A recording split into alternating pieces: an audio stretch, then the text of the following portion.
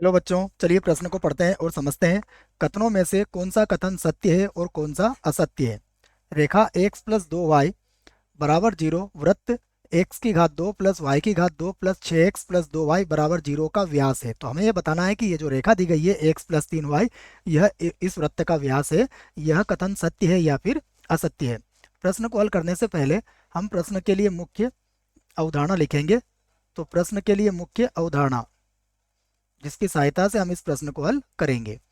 मुख्य अवधारणा में हम वृत्त का मानक समीकरण लिखेंगे और उसके केंद्र के निर्देशांक भी लिखना सीखेंगे। तो देखिए, यदि हमें वृत्त दिया जाता है एक्स का वर्ग प्लस वाई का वर्ग plus 2 G X plus 2 F Y plus C बराबर जीरो, तो इसका जो केंद्र होता है वो याद रखें आप।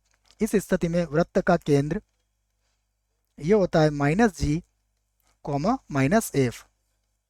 ये इसका केंद्र होता है। ये हमारी पहली मुख्य अवधारणा होगी। दूसरा, ये आपको बात याद है कि व्यास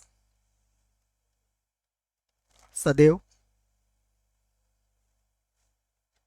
सदैव केंद्र से केंद्र से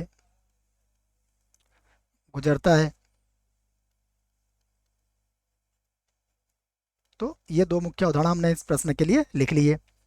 आइए अब हम प्रश्न में दिए गए समीकरणों को लिखते हैं। सबसे पहले हमें वृत्त का समीकरण दिया है, तो जो वृत्त दिया है उसको देखिए आप।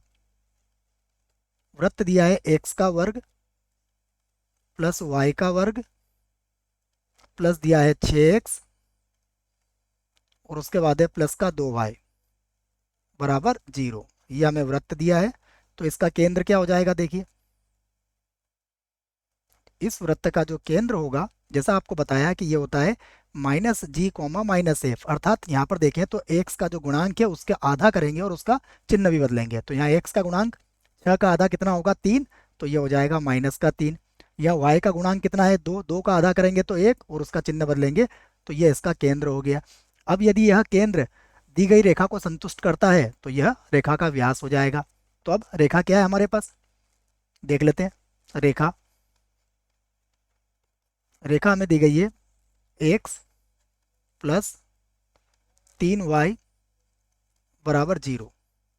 अब हम क्या करेंगे, केंद्र से रेखा को संतुष्ट करवा के देखेंगे। यदि संतुष्ट करती है तो ये व्यास हो जाएगा। तो मैं वही बात लिखूंगा यहाँ पर।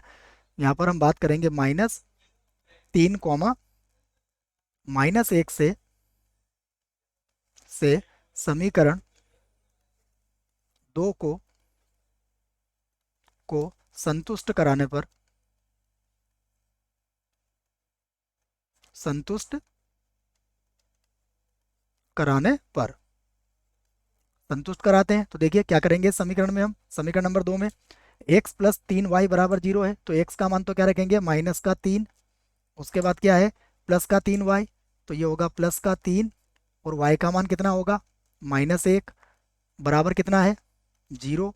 यहाँ पर देखिए कितना हो जाएगा, -6 बराबर जीरो, जो कि क्या है, जो असत्य है। और ये अगर ये असत्य है तो हमारा कथन भी असत्य होगा। तो हम कह सकते हैं कि अतः अतः कथन असत्य है, असत्य है। आशा करता हूँ बच्चों आपको इस प्रश्न का उत्तर समझ में आया होगा। धन्यवाद।